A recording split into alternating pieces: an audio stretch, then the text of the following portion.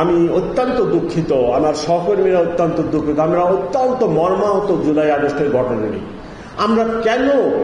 আমরা কেন এই কাজ করতে গেলাম? কেন আমি এদেশের মানুষের বুকে গুলি চালাবো? কেন? এই জবাব আমাদের কাছে নেই। আমরা খুব অনুতপ্ত, ক্ষমা প্রার্থী আপনাদের কাছে। আমরা এই কাজ করতে চাই না, আর পলিটিশিয়ানরাও যেন আমাদেরকে এইভাবে আর ব্যবহার করে না। আমরা ব্যবহৃত হতে চাই। একবার ভাবেন যে 5ই আগস্টে সরকার পতনের পরে পুলিশ যখন ইনঅ্যাক্টিভ হয়ে গেল, তখন মোহাম্মদপুরের আইন শৃঙ্খলা পরিস্থিতির চিত্রটা, মানুষ ঘুমাতে পারে না, সমানে ডাকাতি, লুটপাট। তো এই পুলিশ বাহিনীকে রাখতে হবে। আপনি এই পুলিশ বাহিনীকে বাদ দিয়ে এই সমাজ চলবে এটা আশা করার কোনো সুযোগ নেই, এবং দ্বিতীয় কোনো পছন্দ নেই।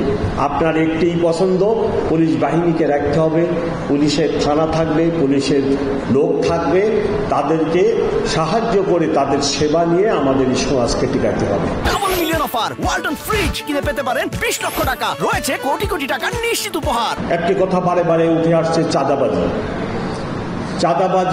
ডেমরা থানার কোন লোক তো এসে আপনার এখানে চাঁদাবাজি করতেছে না, সূত্রাপুরের লোক তো এসে চাঁদাবাজি করতেছে না, উত্তরার লোক এসে চাঁদাবাজি করে না।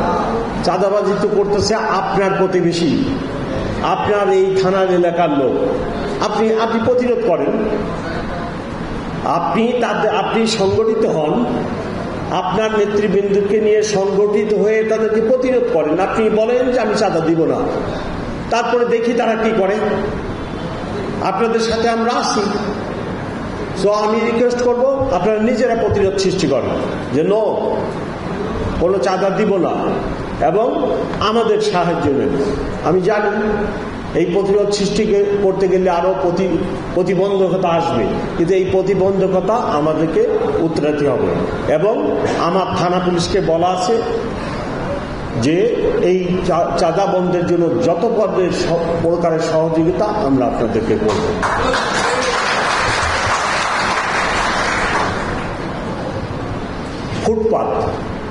ফুটপাতে আমাদের হকাররা বসে, এখান থেকে চাঁদাবাজি হয় ব্যাপক হারে। গতকালকে ফার্ম ভিউ মার্কেট, ফার্ম গেটের এখানে এই ফুটপাতের দোকান বসানো নিয়ে 5টার দিকে গন্ডগোল হয়। আমি পরে ড্রাইভ দিছি, দিয়ে 2-3 জনকে ধরে নিয়ে, 2-3 জন বা 7 জন বোধহয় অ্যারেস্ট করা হয়েছে। তো কি সেখানে হলো দুই পক্ষ, এক পক্ষ বলে যে ইনি এখানে বসবে, এক হাফেজ সাহেবের বোধহয় ব্যাগ বেছে, আর এক পক্ষ বলে যে না, বসতে পারবে না, মানে এক পক্ষ টাকাটা নিতে চায়। তো এটা দুর্ভাগ্য। এবং ফুটপাতে নানাভাবে চাঁদাবাজি হয়, এটা আমার জানা আছে।